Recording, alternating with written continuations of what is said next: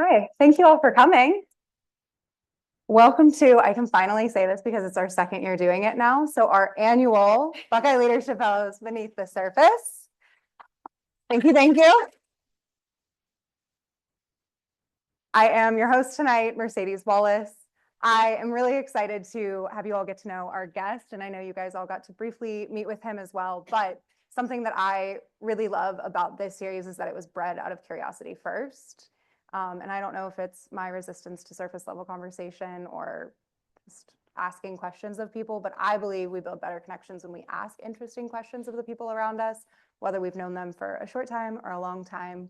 So I really wanted this series to be vulnerable, met with authenticity, and where you're not trying to be a thing, you get to just talk and your answers don't have to be perfect. And what I really love is all of the interview is built by you all for you all. So for the past 3 weeks, campus, staff, faculty, and fellows in this room have been submitting questions for you based off of information they want to know about you. So I get to just lead the conversation that you all really want to have. So thank you for spending your evening with us. Okay, I'm excited to introduce, I'm going to read off of this so I don't mess it up and then we'll get to know you differently. But Tom Lennox is a partner with Vila Investment Management. Tom has been the owner and president of DIB LLC since 2015, advising university health systems across the United States on cancer research initiatives and funding. From 2008 to 2014, Tom served as CEO of Pelotonia, which has grown to be the largest fundraising cycling event supporting cancer research in the country. From 2000 to 2008, Tom was vice president of corporate communications for Abercrombie & Fitch. Early in Tom's career, he held various positions in production and client support in the financial services industry. Tom earned a BBA from Iona University.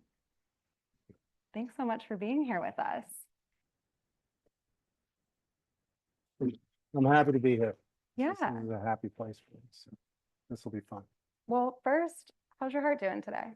My heart, you're getting right into it. Yeah. My heart is big.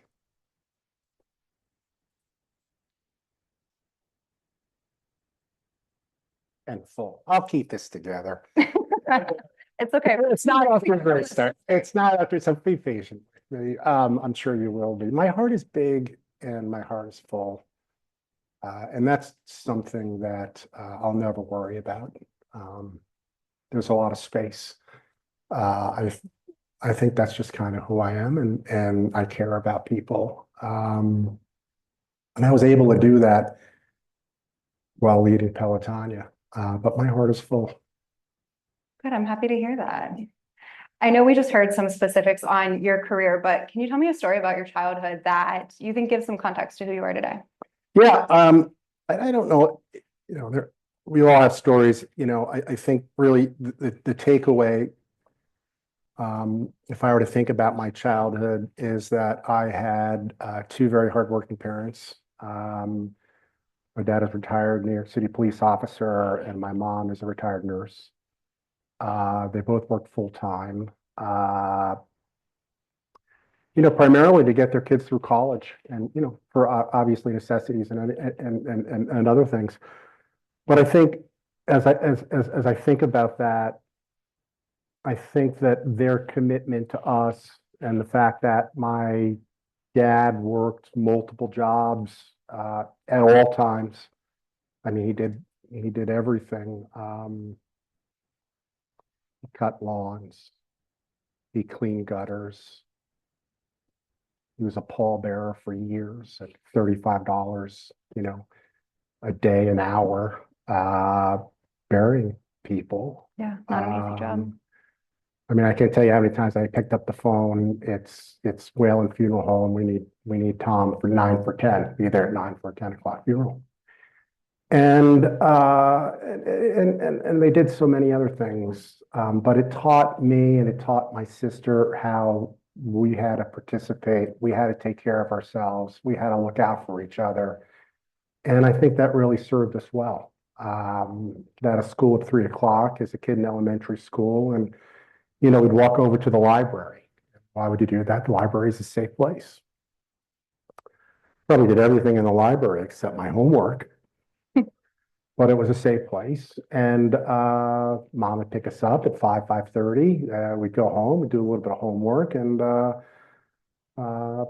we just learned how to thrive, how to take care of ourselves, how to look out for each other, and how to survive. So, I mean, there's so many stories to that, whether it's taking the bus and doing this and doing that, but it wasn't always easy, but I'm highly confident that I'm better for it. Yeah, I love that.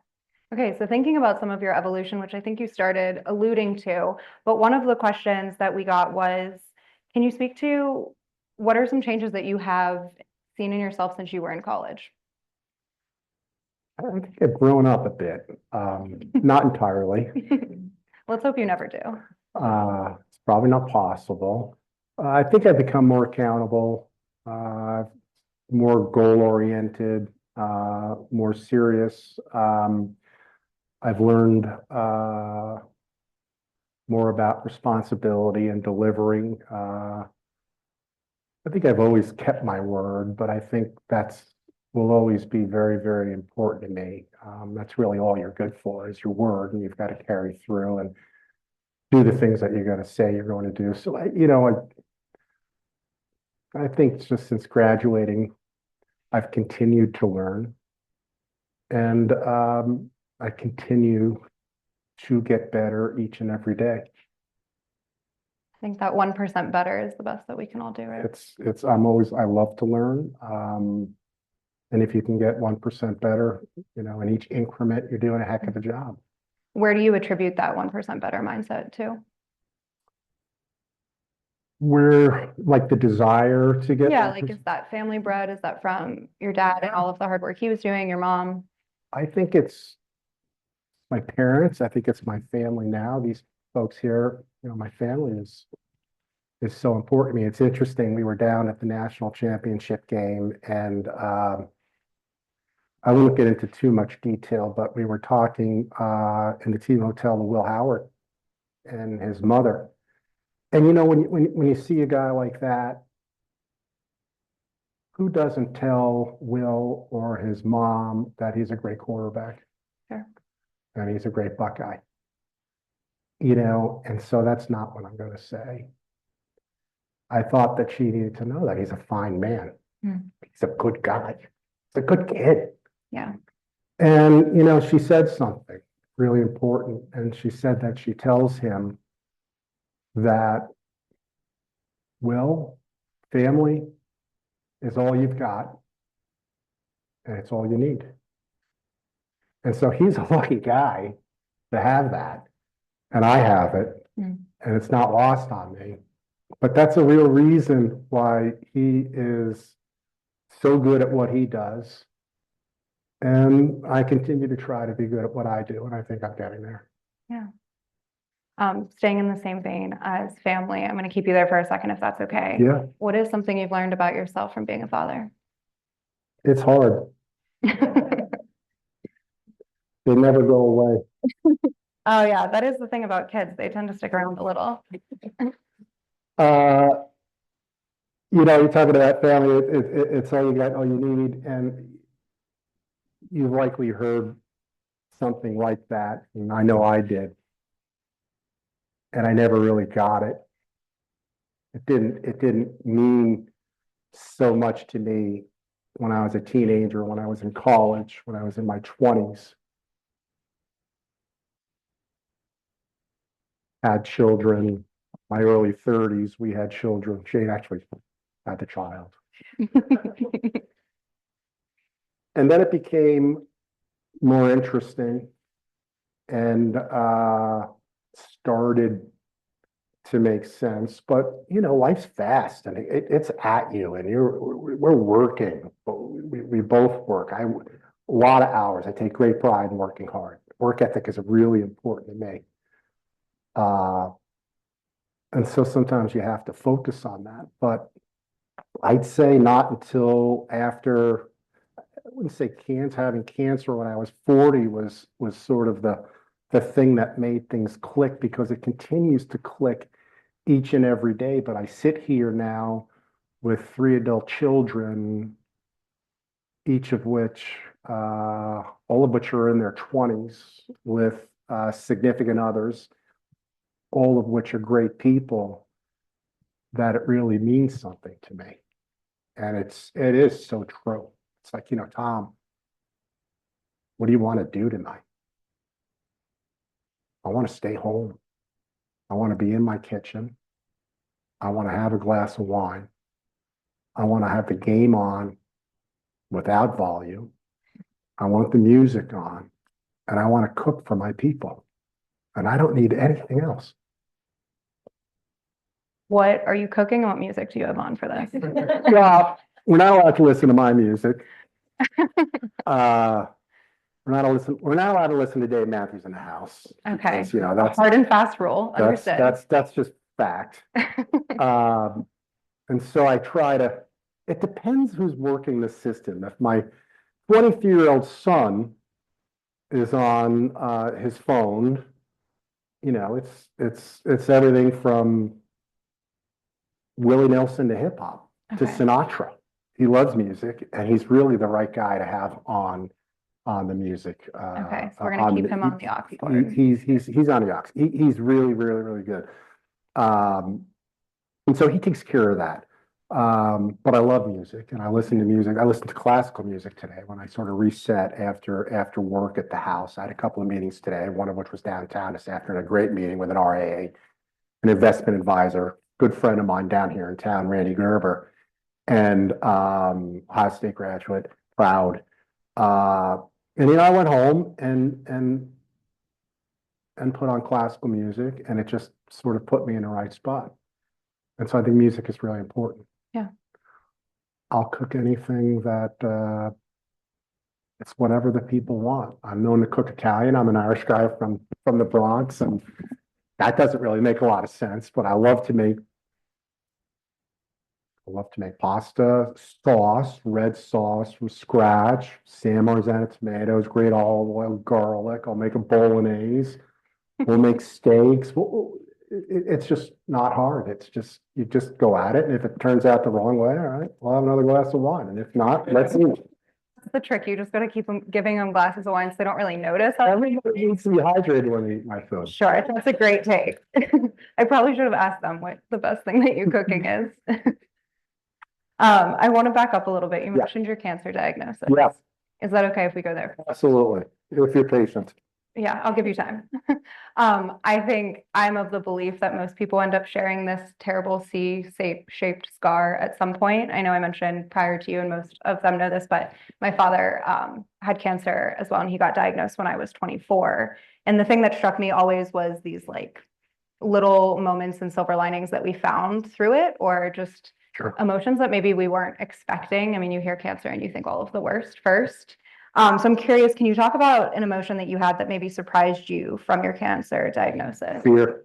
Okay. And how did you and your family approach that? I'm interested. I don't know if this is for everyone. I'm sure it's for a lot of people. Chemo is tougher than radiation. The radiation is tougher over the long term on the body. Surgery is all right. It's difficult, but you're out, and they do what they need to do, and you heal. None of them compare to the mental stress, fear, question, uncertainty that people with cancer go through. I think that's the hardest part. It was for me. I was, I wasn't, but I was a healthy guy at the age of 40. I was fit and worked out five or 6 days a week. As crazy as it sounds, had a little bit of muscle mass on. I don't now.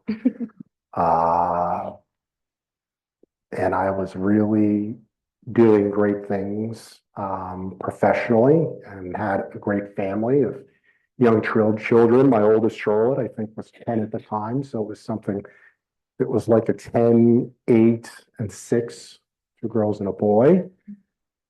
So really just absolutely thriving. Nothing can stop you. No red lights. and then diagnosed with really serious, pretty serious colorectal cancer. And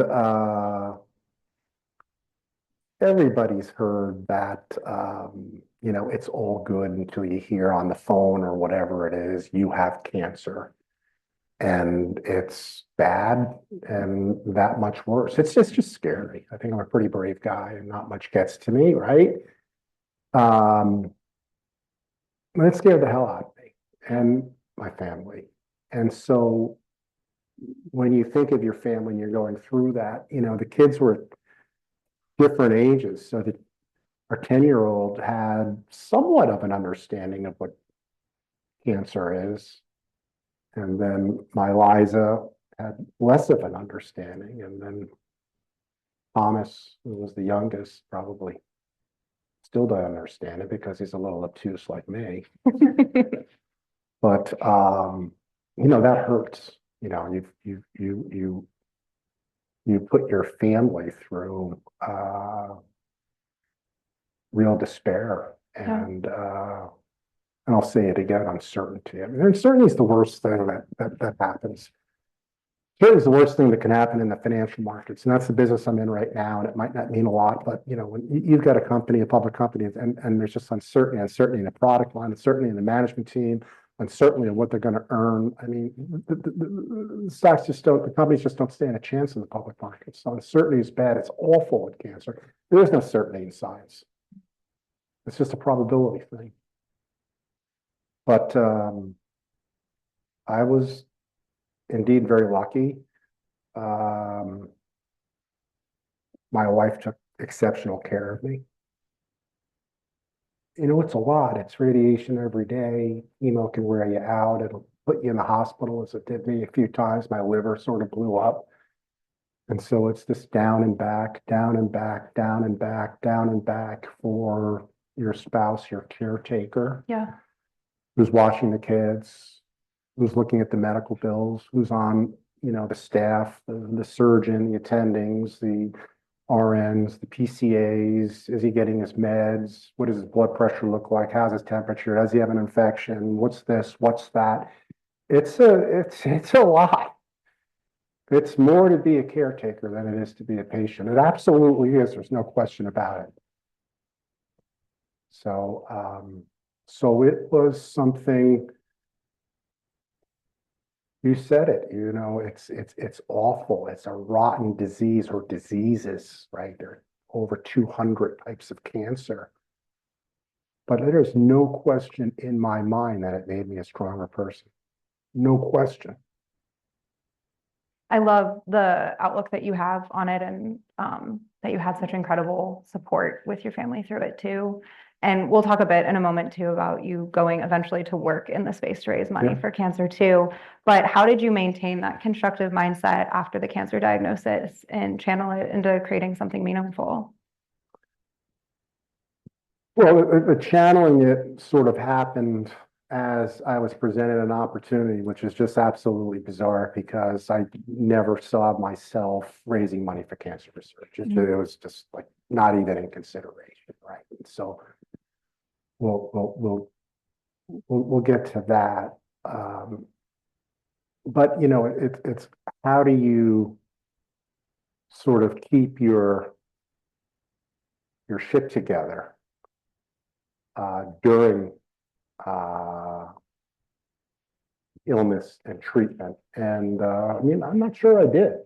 I'm not sure I did, to be honest with you. Everybody, people talk about positive mindset. You have to have a positive mindset, and you do. But a positive mindset isn't going to cure cancer. Sure. It's just not. And so you do the things, and I hope I'm answering your question. You do the things you can, and that consists of what can you control? You control the people that work on you. I tell that to everyone. Get a lot of calls for people who have been diagnosed with cancer, and it's an awful thing. But if it has to be that way, I enjoy the honor of sitting down with someone and working with them and comforting them and helping them understand what's ahead and what they can do. So what can you do is you follow directions and you do what your physicians and the nurses and the staff tell you to do. And you comply and you keep a good attitude. And something that was really important to me was working out during therapy. And there were times that I could sit on a recumbent bike and just slowly pedal. It's good for the body. It was great for the mind. A couple of very small dumbbells that I pick up and do that sort of thing. So you just kind of work through it. You take on what you can, no more. You follow the rules, and life goes on, and hopefully you're on the right side of it. Yeah. Well, we're happy you were on the right side of it. Yeah. Congratulations, by the way. Thank you very much. With Pelotonia, Yeah. there's a lot of questions, but if you had any advice for that young self of you that just got the call about starting this thing that's just a bike race in Columbus to raise money, what would you tell that version of you?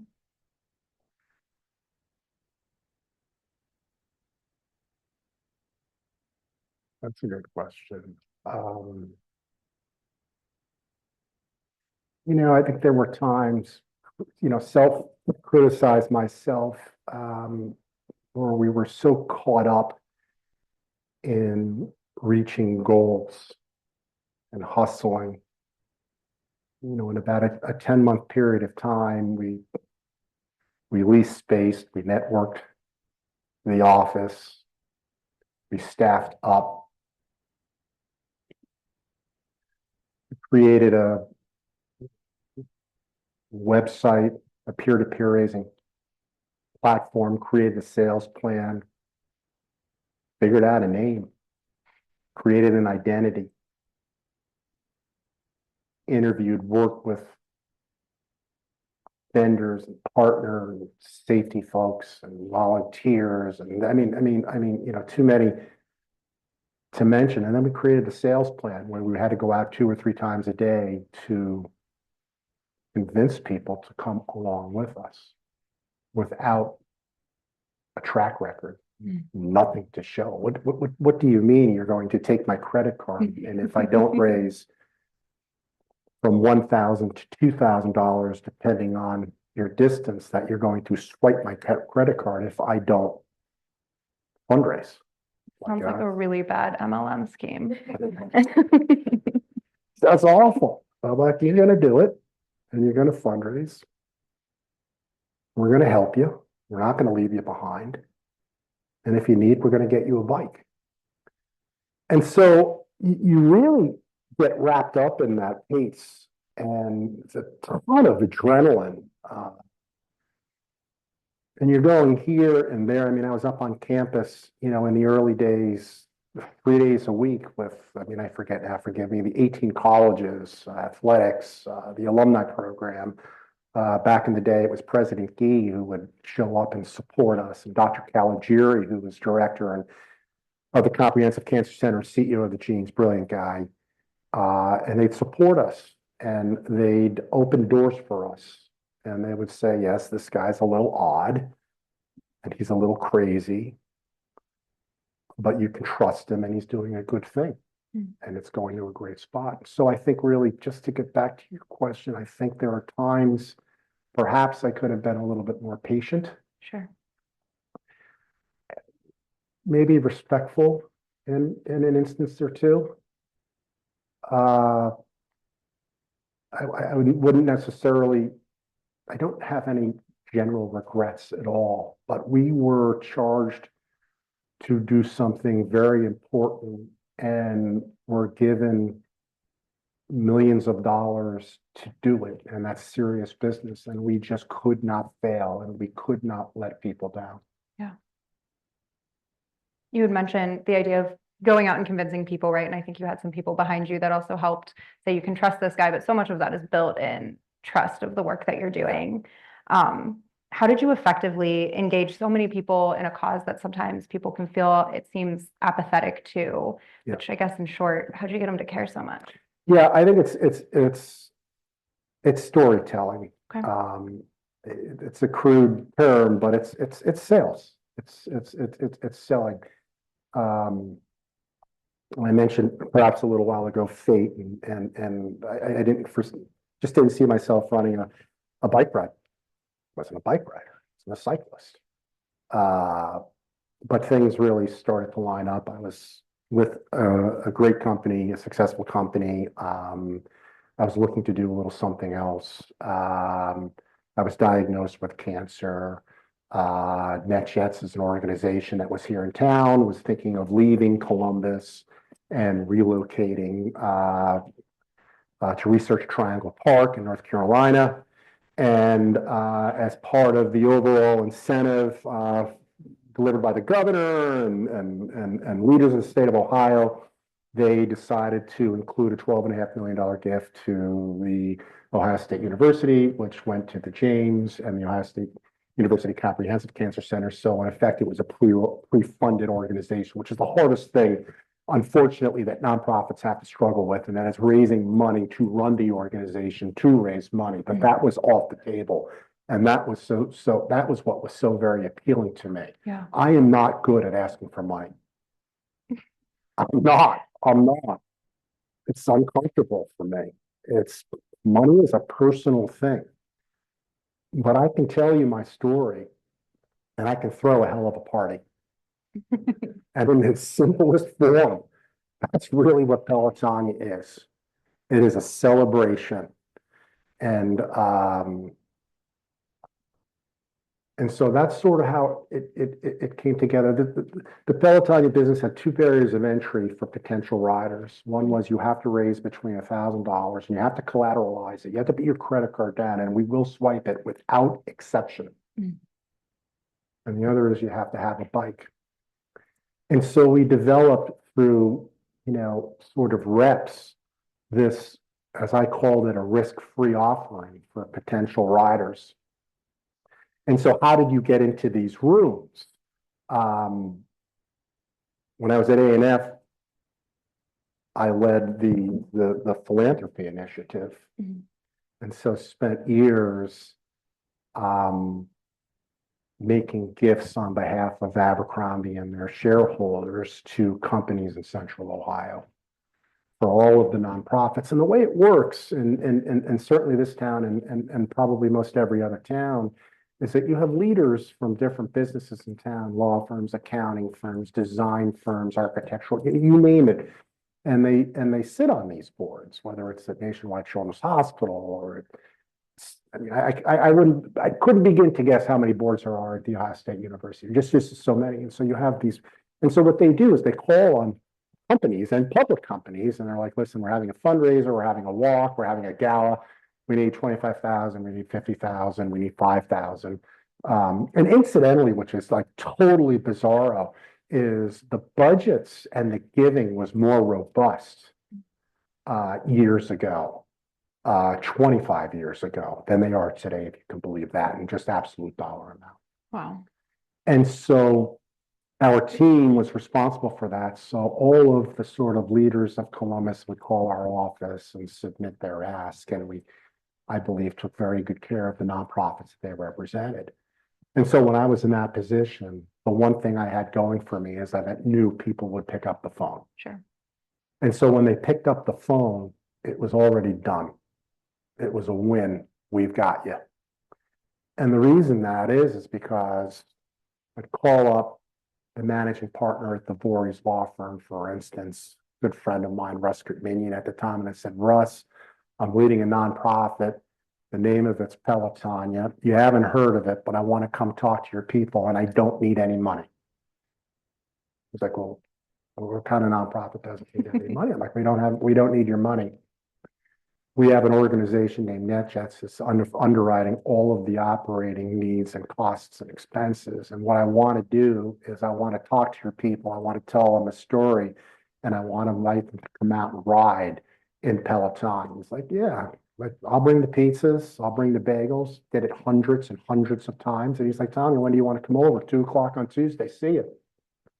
And he put his people in the room and I pitch with my partner, Jessica, my work partner, Jessica Kinman, now Jessica Nash. Killer.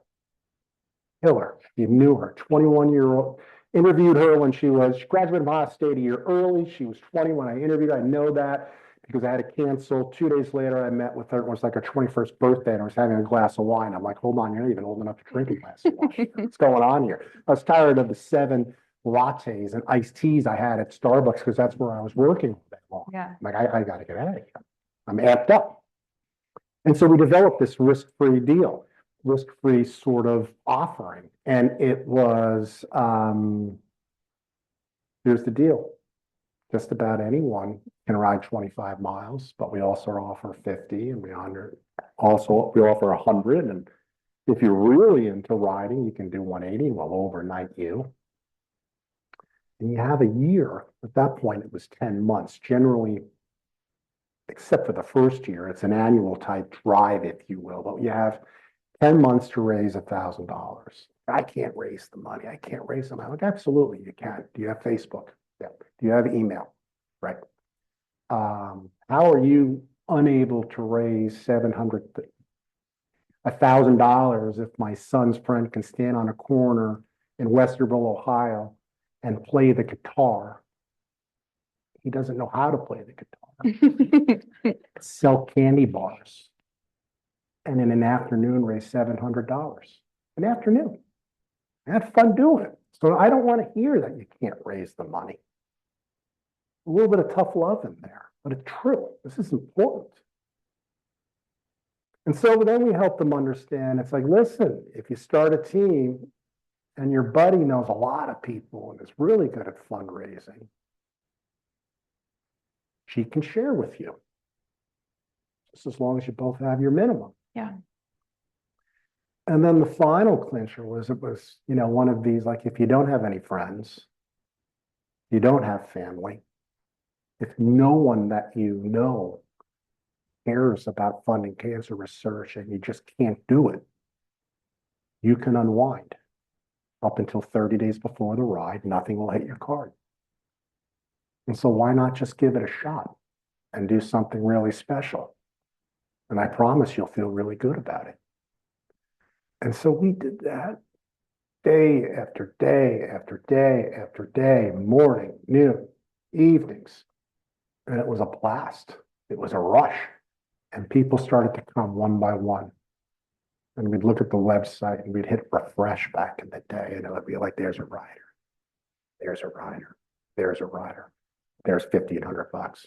There's $2,700. And it just sort of happened. And my guys worked really, really hard, relentlessly. And we had a heck of a time doing it. It felt really good. Well, I think you obviously performed extremely well. There's a quote that says, if you're trying to raise money, all of the best people that raise money never have to ask for it. And I think that plays well to probably what one of your biggest strengths was in all of this. Can you talk a little bit about, I mean, you've had a lot of hats at this point. I know you mentioned A&F and your role at Pelotonia. What advice would you give to others at a similar crossroads between personal crisis, professional purpose, or recommend navigating a path that's right for them as they're leaving college? Yeah, I mean, I wouldn't recommend having a lot of hats as I do. I mean, if you look at my resume, my bio, it's like a little bit of this and a little bit of that. Perhaps that just speaks to my lack of planning, but also sort of grit and mettle. I'd like to think I'm a positive guy. Teamwork is essential, honesty, integrity, and a drive to solve problems. And so I think that can be applied to a lot of different businesses. My advice is to have a better plan than I did. And so, I'll give you an example. Our our son is in DC right now working for the government, and he thought about going to law school.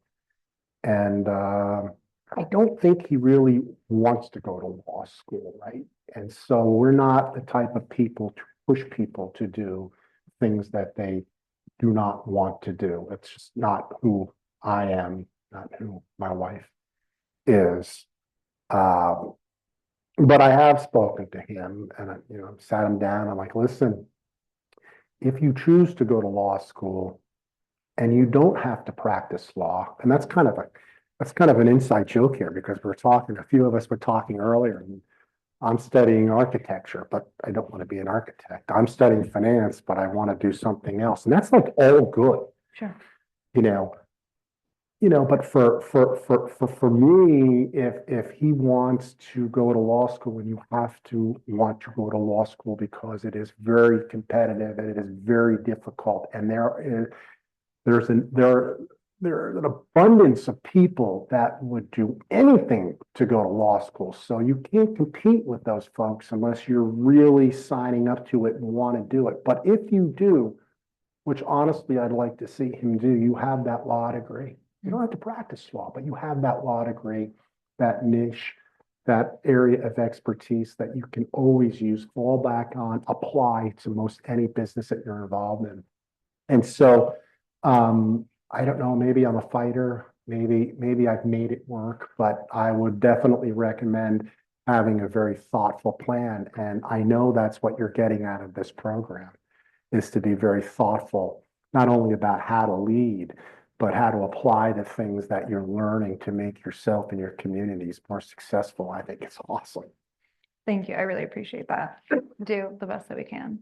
I know that you mentioned having a little bit more of a plan, but if you could go back to younger you then, is there a job or role that you would recommend to college you to pursue? I always thought I was going to work on Wall Street. I've kind of found my way through High Street. But and I don't know that it would have been right for me. But working on Wall Street at a bank, it's not real glamorous. Maybe a little. Not. I don't see myself so much as a trader on the desk. Buying, selling, calling this, but sort of more thoughtful. Analyzing, pricing out businesses and companies and putting deals together seems really interesting to me right now as an old guy, and thought that's what it would be. It could have been back in the day, and it didn't work out that way, and no regrets. But at least for a New York kid, who sort of grew up on the outside, that Wall Street thing was very interesting. Yeah. Bouncing back to Pelotonia, and then we'll open up to questions from the audience too after a few here. But outside of the money for Pelotonia, can you talk about what are you most proud of the impact, and in what area that you love of what Pelotonia's done? The science. It's related to the money, so that might not be fair. For me, and I've said it many times, you do a lot of deals, you have agreements, you do a deal in business, and how many times do you hear it's not about the money. It's not about the money. I need this in the call. I need this in the contract. I need this. I need that. It's not about the money. Clinic cancer is only about the money.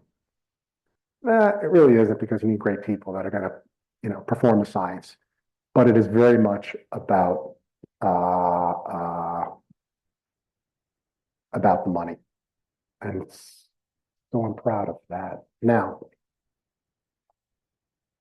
I get really thoughtful about what it's done for the community. It's just this little bike ride, this startup. And when I left Pelotonia, it was the right thing to do, but it was very difficult, very emotional. And if I were to see one more God blessed green arrow on a bumper in front of me everywhere in this town, it was like, go away. Pelotonia will always have this very, very special place in my heart as far as things are concerned. Family, people aren't things. It's probably most meaningful to me. I'm proud that it was this 5-person team comprised of 5 jackasses who really gave everything to the organization. It's so great. It's just so great. We had nothing. Nothing. We made it all up. My number 2 resigned her partnership at Jones Day to help run a nonprofit organization. Yeah. And now Kelly Griesmer is CEO of the Women's Fund here in Columbus. Wow. She's unbelievable. She's aces. She's grumpy. She's grumpy. She's been at 200 Dave Matthews shows. She was my inspiration for Dave, but she is fabulous and a good-hearted person, kind person, strong woman. And then there's Jessica, and there's nobody like her. It just isn't. Can't be. And she really pressed my buttons in a very good way. She gave me a hard time, continues to. We care for them deeply. And then we hired 2 guys that just didn't work out because they couldn't keep up with the girls. It does tend to be that way. Ran out of the office. Yeah. I'm not kidding you. They come to my office. These guys aren't doing their part. I'm like, I get it. I get it. I get it. But every girl in a group project ever, by the way. right out of the gym. And so I'm proud of so much. I'm proud. I'll say it this way, and it's really, really important. At the simplest level, in my mind, Pelotonia is a brand, and it's a strong brand. Yeah. And what do brands do? Everybody has a different definition, explanation, theory on what brands are. And drive down the street with someone, they look up at a sign, and it's like, well, that's really great branding. Well, no, that's marketing. The brand, the way I see it, is the aggregate of everything that goes into the business. It's the music in the office. It's how you dress in the office, how you treat people. It's what you look like. Are you good for your word? Is the ride in this case safe? What sort of music are you playing at Pelotonia weekend? We don't want a 70s cover band. One of our board members is like, oh, these guys do. I'm like, we're not doing that. I could have been more patient. But that board member, good guy.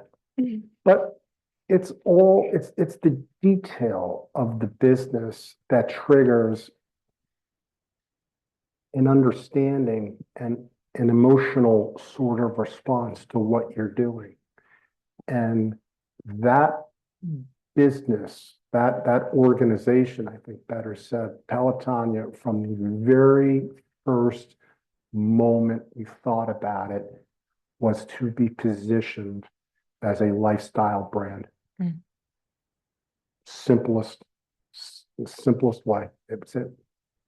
And so we really focused on the details. I mean, I have a vegetarian marketing person who were sitting there rating hot dogs. True story.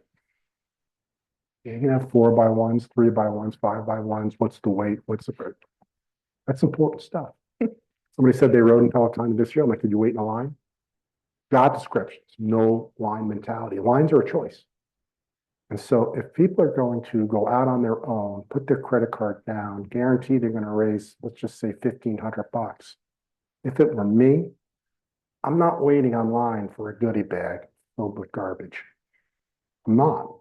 I'm not waiting in line to get a cold beer or salmon or steak or whatever it was. And we took the menu up, and that's really, really important to position a brand so that the experience is worthwhile, because your best new riders are friends of existing riders. So Yeah. that word of mouth and the way that we took care of people is really what elevated the ride from one to two, two to three, and then hopefully ever since. And the guys running the business now are just knocking it out of the park. They're good people too.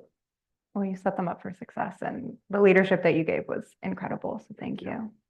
I want to end for my questions before we kick it over to them with a leadership question in that same vein. But for a room full of young leaders looking to create meaningful change in their community, what's the best piece of advice that you would give them for turning passion into action and impact? Well, I mean, the obvious answer is to get involved, but I don't think that that's really good advice. There are a lot of folks that sit on boards or volunteer to put things on their resume. Don't do that. It's a waste for you. I mean that. It's very common, unfortunately. Columbus has a great, for instance, Columbus is a great community. I am a native New Yorker, and I am not going back. I love this town. I won't call it a city. I call it a town. It's a city, but it's our town. What's happened here over the last, at least since I've been here 31 years, is amazing. It's grown, and I think it's grown in a very thoughtful and good way. And so the population has increased, and when population increases, it stresses, sort of the system, so to speak. And what that means is there are people in need, whether it be people who are economically disadvantaged, people with health needs, families, kids that need sort of, help with growing up. You got to find something that makes you happy and makes you feel good. And then you have to find that organization, and hopefully that organization is run well enough to appreciate your efforts. And there are a lot of good ones in this town. And if you can do that, and you can match sort of your desire with their need in a circumstance where you will help, there's like this total multiplier effect whereby there's so much more benefit out of the work that you do. And so it's not easy. It's not, I was very lucky to stumble across this opportunity. It's eerie. It's really weird. It matched my skill set. I like to be with people. I like to talk to people. Unfortunately, I had cancer. I had experience in marketing and maybe creating brands. I understood how to run a business. All of these things just sort of came out. It doesn't always work out that way. It's weird. I mean, I admit it.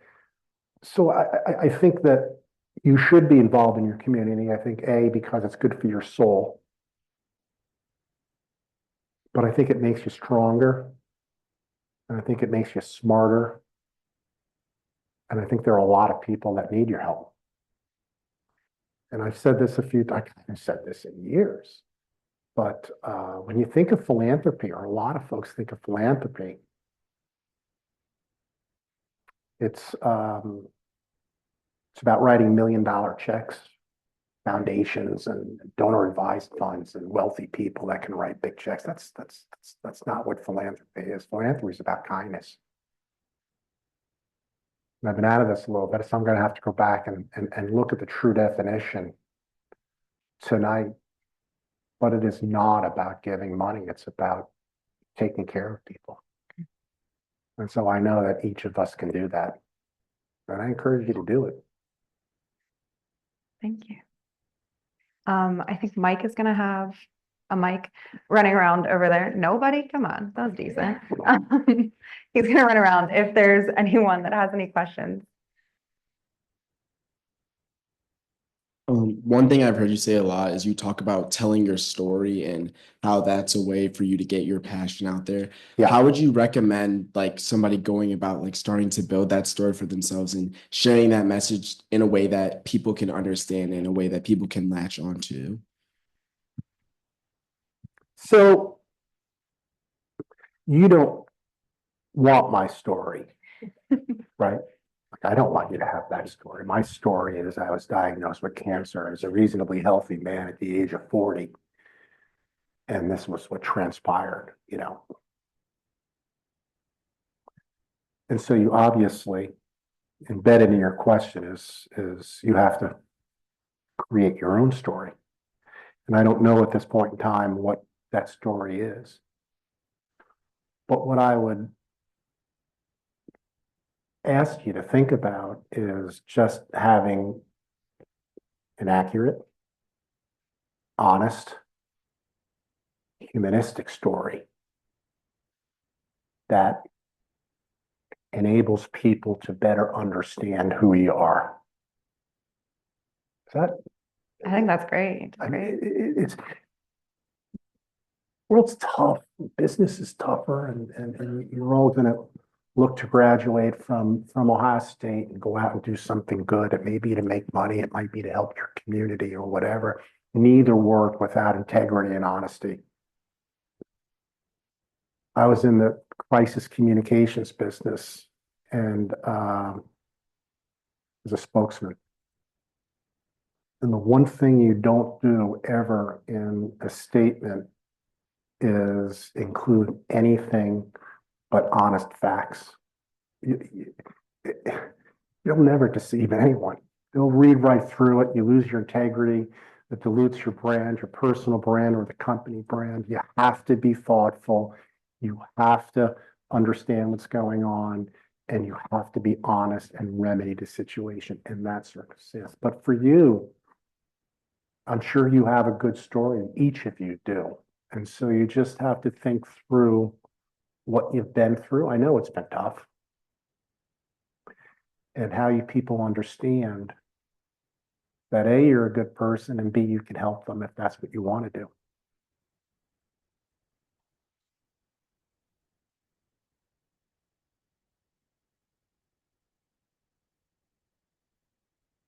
Hi, Tom. Thank you for your time and insight. Andrew, BLF alum, aspiring physician scientist. I'm curious that you've obviously worked a ton with healthcare professionals and scientists, especially early on. What do you wish you could have gotten more from them? Obviously, you're on the business side of some of these things. And if you could sit down the good, bad, and the in-between of all those people you worked with, again, especially early on, what do you wish you could have asked more from them? Or what could you wish to get them to understand? And your question is, the folks that I'm speaking to or asking are scientists, researchers. Oh,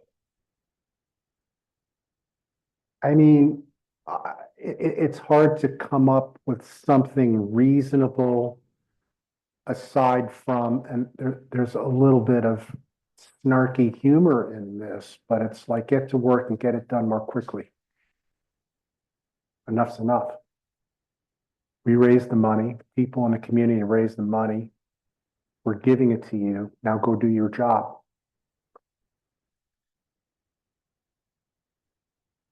There's a little bit of comedy embedded in that, right? You're going to be a scientist? I believe you. It's a tough job. It's a great job. It's so needed. And maybe at your expense, I'll help you understand that when I was making a plea to people to give us a shot, put down their credit card, and get on a bike, I said earlier, you know, it's about the money because scientists need the money. And then I'd sort of soften it up a little bit, and I would say, you have to understand these folks that are scientists, they don't make a lot of money. And you don't want to be married to a scientist. because they get into this business out of curiosity. And they want to work the brain and they want to solve a problem. And that takes a lot of hours out of the day. And maybe in a backhanded way, it was complimentary. But the scientists that I've met here are incredibly passionate about what they do. They're all exceptionally smart. And they sit in their lab and they're happy to be there. And they do amazing stuff. And so it's not for me to demand or ask, even to encourage. They don't need my encouragement. It's for me and our community to thank them. Because that's where it's happening. That's what's making people live longer. It's the best I can do. Mike, on a time check, how much time do we have for more questions too? Okay, we got enough. Perfect.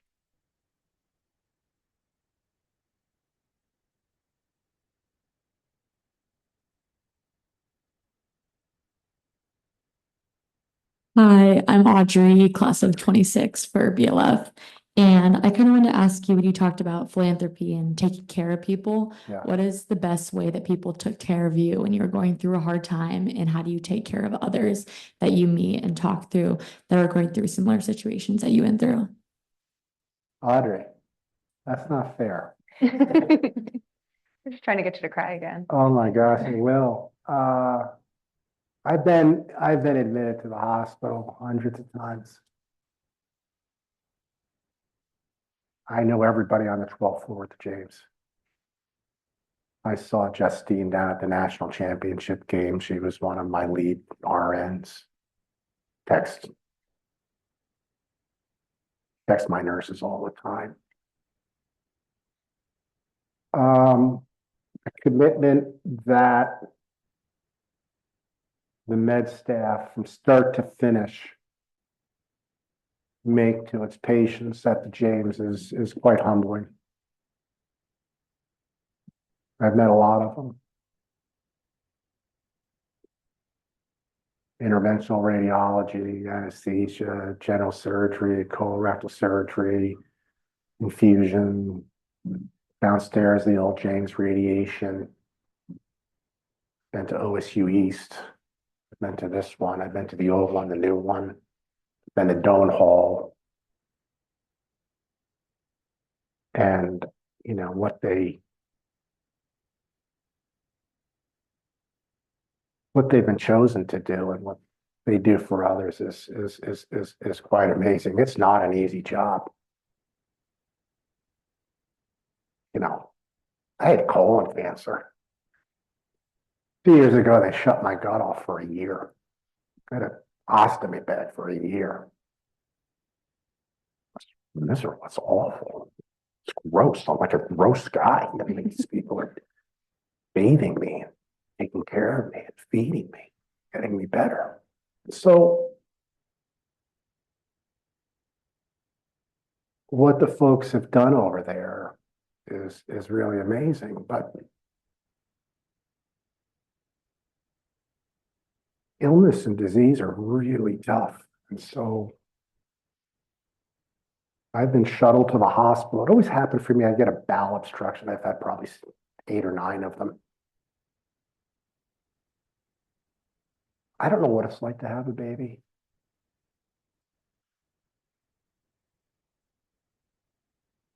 And it was painful. So was a bowel obstruction.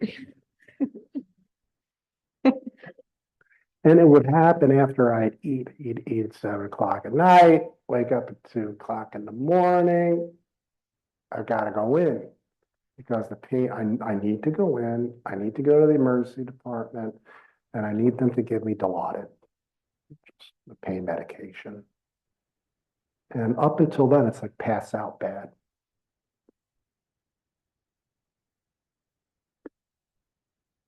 And so well over 100 times, I don't know, I've been there, extensive stays. Every day I was in that hospital, that woman was there.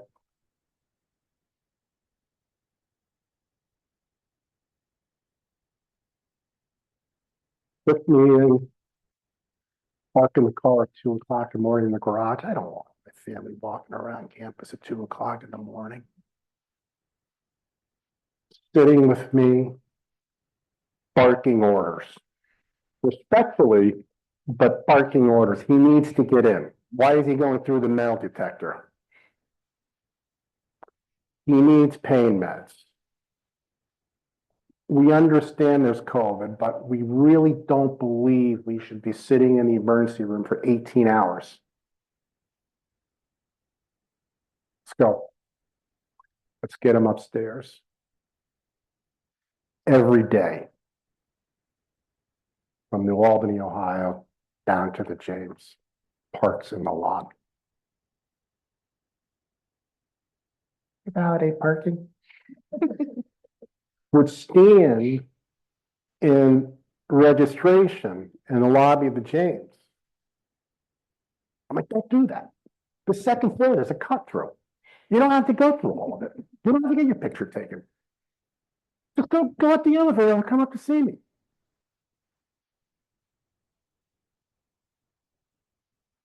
Brings food. Meets with the staff, meets with the physicians. What's the plan? What's going wrong now? Why does he have an infection? When is he up for antibiotics? When is he going to interventional radiology? Whatever. Every day. Never missed once. Medical bills. Meals for the kids. Taking care of the kids. Working a full-time job. But easy. I would have went straight to Vegas. So my partner has had a tough go, but I'm stronger for it, and I'm grateful.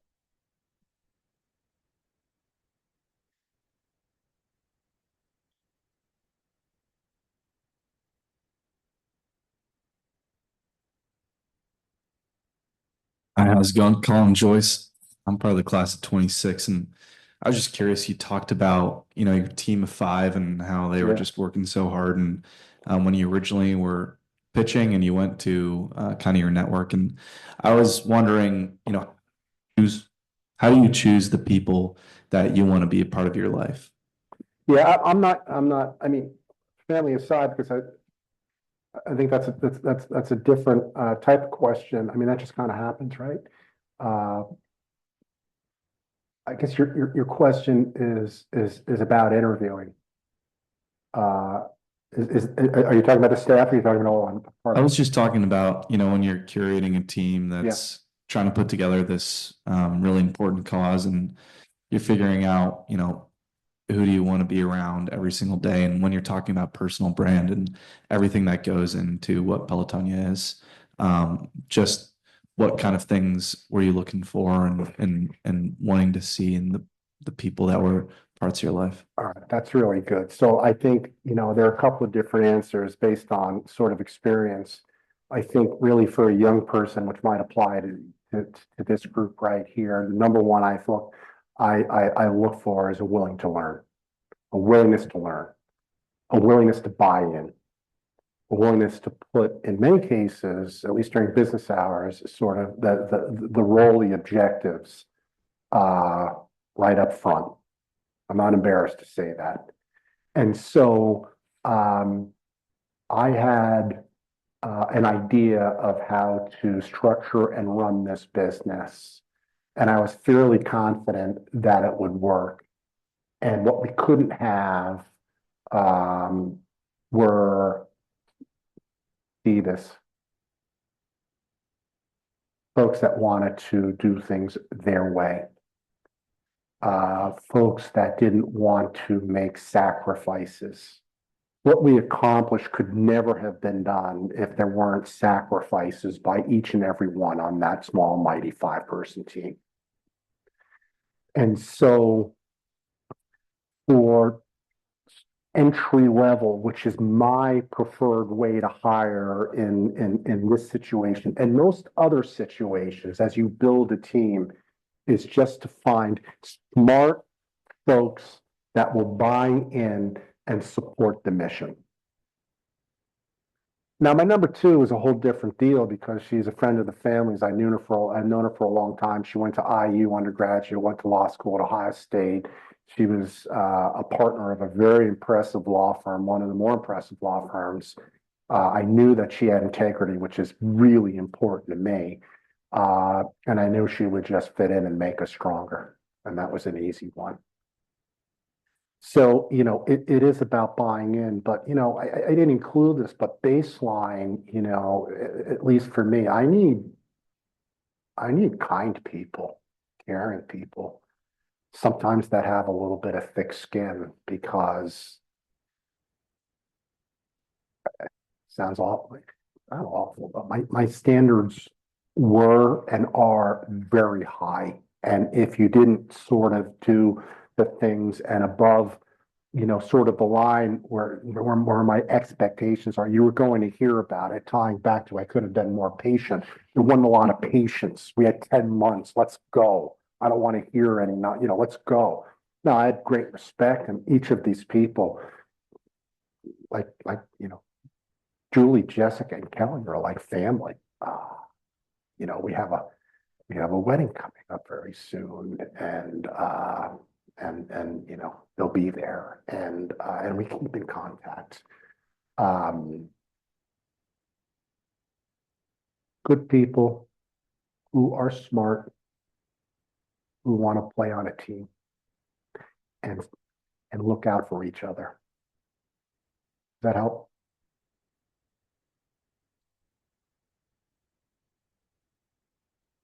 Hi, Tom. I'm Craig Minnick. I'm part of the 2027 BLF cohort, and I was really fascinated by your philosophy on fate.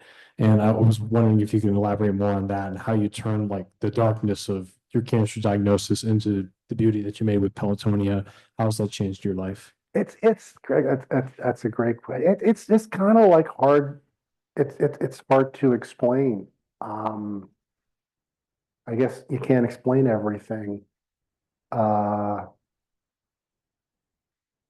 Sometimes things happen for a reason. Even if it is an awful disease, I don't know whether that's the case, but it just seems sort of odd to me, at least interesting to me, that this opportunity was like so very good for me. And that I got so much out of it. I mean, it made me a stronger person. But maybe an element of that is that we never thought of this, but maybe even like maybe it was just crafted in such a way with the things that I'm comfortable with, that maybe I'm reasonably good at, that we played on those strengths and it became something really great. Maybe it's as simple as that, but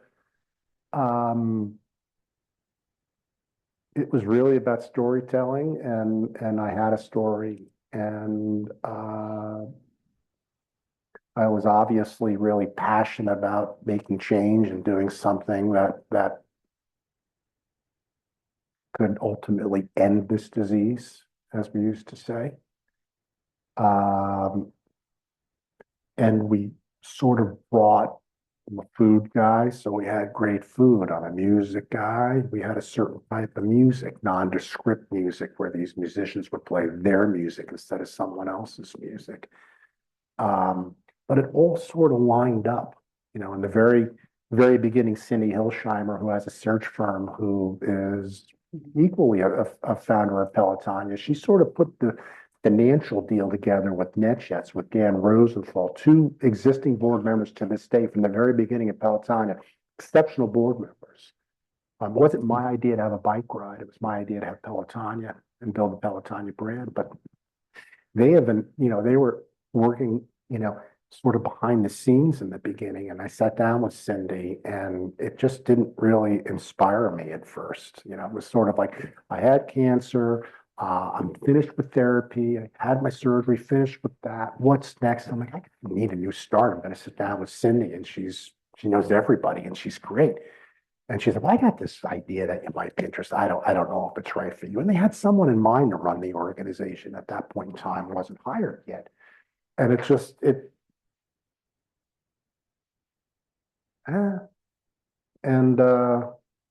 fate.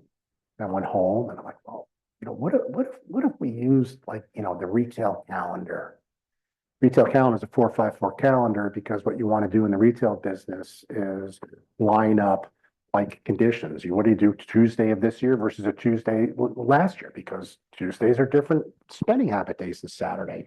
And so all these things, I'm like, we can kind of build this brand and have fun. And, you know, at the end of the day, maybe we can drink beer in the office and we can listen to some great music. And in the meantime, we're going to kick some ass and we're going to make up the rules. And wasn't a cyclist beforehand. The bike's almost the widget. But we sort of pieced this little thing together with a lot of grit and enthusiasm, and we played to our strengths. And by gosh, it's the largest, as measured by riders, it's the largest ride of its kind. It sounds odd in the world, but I mean there aren't bigger rides than that in other countries, so I guess we can claim that. But largest fundraiser is the PMS Challenge, which has been around since 1980, and they're raising like $63 million a year, and they're the big folks. We have more riders. We did a little bit differently. We just wanted to get people into the game, teach them that they could fundraise, teach them, as we said earlier, if you don't have friends, you don't have family, you can get out. But we knew they could do it, and so we got them into the business. We put them on a bike in a safe environment, and when they finished, we hugged it out, and we had a beer, and we went home and smiled. All right, I think we got time for 2 more questions. Caroline, I'm coming to you first. I saw your hand, and then Anna will come over here.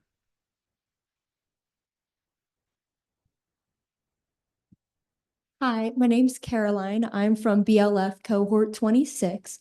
And before I say my question, I'm someone that I'm an aspiring physician because I want to give back to the communities that have helped my family. And so my question for you is, how do you know when you found the career in your life that would fulfill your heart?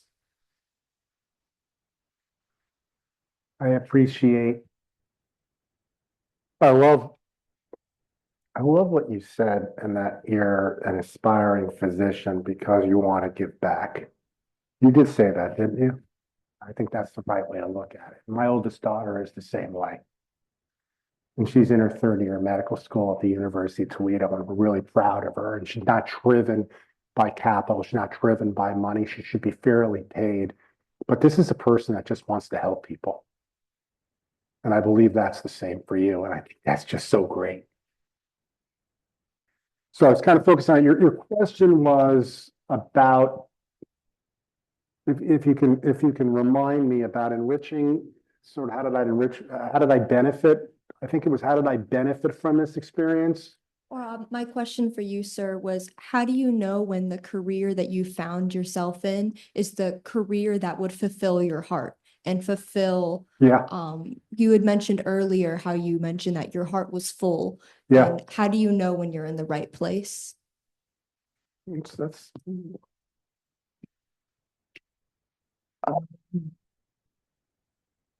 happiness, gratification.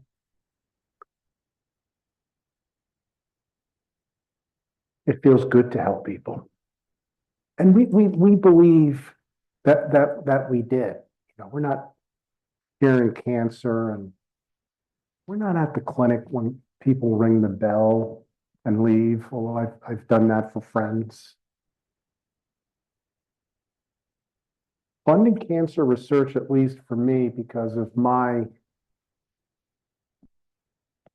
fact that I'm a cancer survivor, was just sort of embedded in who I am. And there was a need for me to do something about it. Fate. I find myself doing it. I think I was reasonably good at it. We worked really hard. And that's fun for me. As crazy as it sounds, don't get me wrong. I'm still the guy Friday at 5 bells. It's like, it's Friday. Let's go. Totally. I will always be that guy. Love that. But for the 7 years or so that I was with Pelotonia, was the happiest in my professional career. And it was that cause. And it was helping and meeting people, helping them with anything. You know, like I got this problem. People bought in, people got married, people met their spouse at Pelotonia, there are tattoos, there's store. I'm serious. It was like this thing. And it was all for, I mean, we were paid, don't get it. It's a job, so it's not like, you know, I was volunteering my time, but you have to do that to have, I believe, a successful organization, movement, a mission-driven movement. And so people that run nonprofits should be paid fairly. This whole thing, it's like, what do you raise and what do you get paid? And you're pigeonholed into that. It's kind of wrong. If you've got a leader who can make a difference, do real good, and generate really good results for his or her community, they should be paid for it. Absolutely. And I think that sort of stigma is what holds back some nonprofits from recruiting real talent. That's a bad thing. Yeah, that Pelotonia was a wild ride. It was the Wild West. And I love what I do now, but there was just something, I love what I do now, but there was something that was just very different and very special about that time. And it has to tie back to doing good. Has to. All right, we're going to do one final question here. Hi, Tom. I'm Anna. I'm from BLF 27. And my question for you is, I really loved how you talked about philanthropy having nothing to do with money and instead having a lot to do with kindness. Yeah. And you obviously exceeded your fundraising goal with Pelotonia, but I was wondering if there was a certain moment or a feeling that made you realize how successful this was that had nothing to do with your fundraising goal.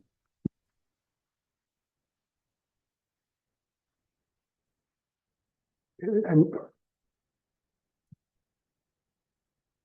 it kind of sounds a little awful, but you know, it was tough to go out to dinner with our family. People would come over and how you doing? It was like I was like a kind of like a thing. They'd kind of forgotten about me since then. Now no one knows who the heck I am. But it was sort of those sorts of things that helped me understand that we were picking up momentum and that it was being recognized. People were putting plastic magnets on their BMWs. What is that? What is that? I had a one goal tattoo. So you can see it when you ride behind. I ride behind everyone because I'm slow. So I can see this arrow going like this. Honestly,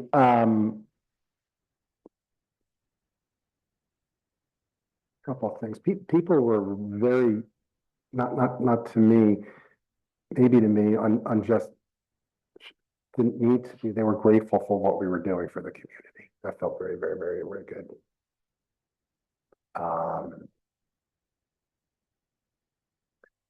And I know it's not about the money, but reaching those, so I'll keep it, be a little coy here, reaching those rider numbers, those goals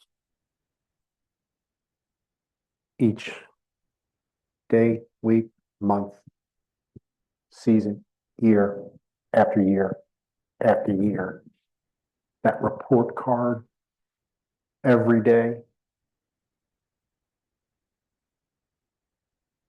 A little bit addicting, definitely gratifying, but it just represented sort of that you're grading out how many folks are willing to do something pretty darn special for others. A very selfless thing.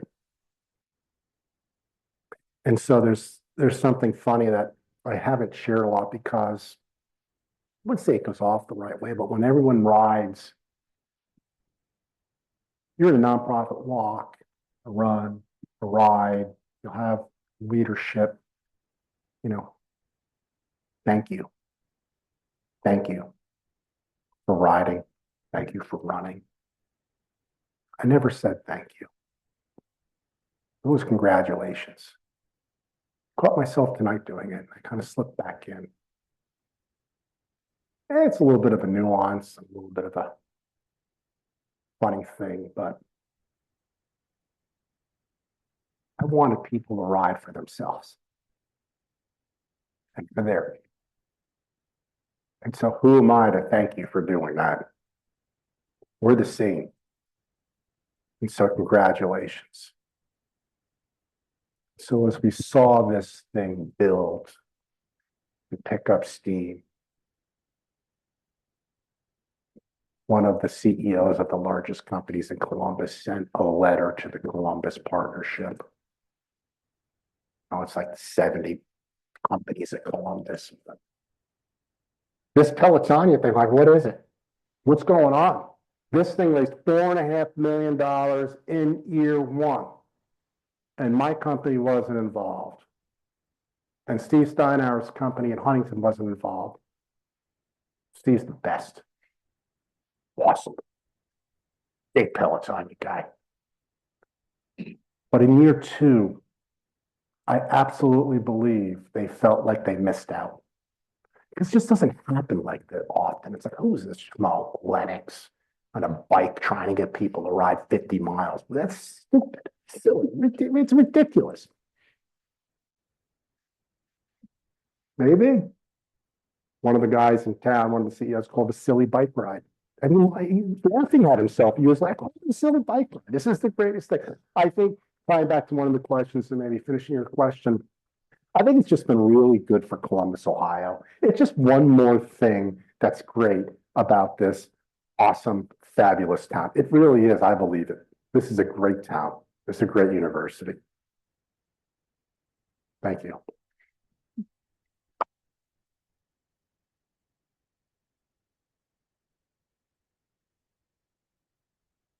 Thank you so much for being here. Thank you for sharing with everyone. And can we also give a thank you and a round of applause for Tom's family and caretakers?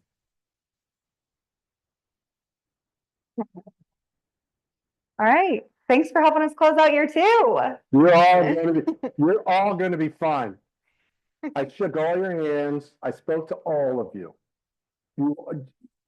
Please know that you're impressive. Please know that you're impressive. I know you work hard. And I know you're serious about your business here. Don't stop that. You're going to do great. We're lucky to have you.